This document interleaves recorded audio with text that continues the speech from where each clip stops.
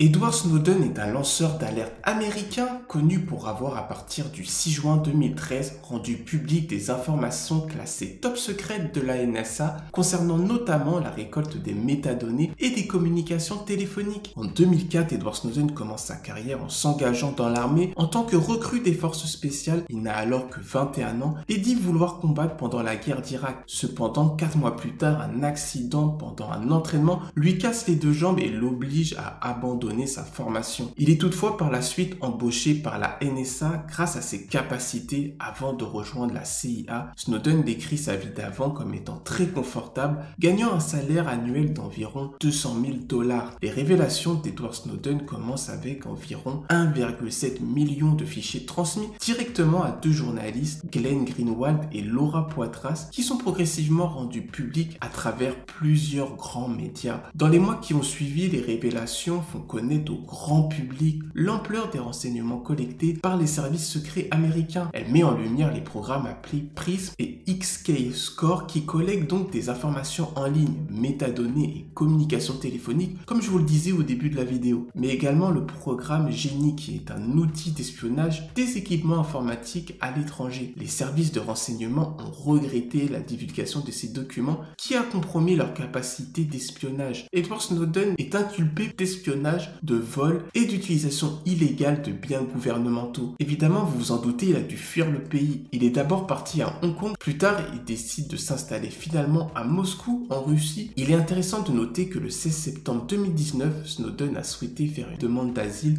et souhaitait être accueilli par la France plutôt que la Russie, mais 3 jours plus tard, le ministre des Affaires étrangères français indique n'avoir pas changé d'avis. Pour ceux qui ne le savent pas, un demandeur d'asile, c'est une personne qui sollicite une protection internationale hors des frontières de son pays. Ce n'est que le 22 octobre 2020 que la Russie accorde définitivement à Snowden un titre de résident permanent. Alors qu'est-ce qui a changé après toutes ces années? Est-ce que les risques pris par Edward Snowden a servi au final à quelque chose? Et il répond, il indique que la population est toujours impuissante, mais qu'au moins maintenant elle est au courant. Le chiffrement s'est démocratisé largement sur internet. Les amis, il existe aussi un film qui s'appelle tout simplement Snowden. Voilà, Snowden qui est disponible sur Netflix et en fait ça retrace tous les événements qu'il y a eu depuis la révélation des documents par Edward Snowden. C'est un très bon film et je t'invite à aller le regarder. Est-ce que vous connaissiez Edward Snowden et son histoire? Dis-le moi dès maintenant en commentaire. Si tu as aimé la vidéo, n'hésite pas à mettre un j'aime dès maintenant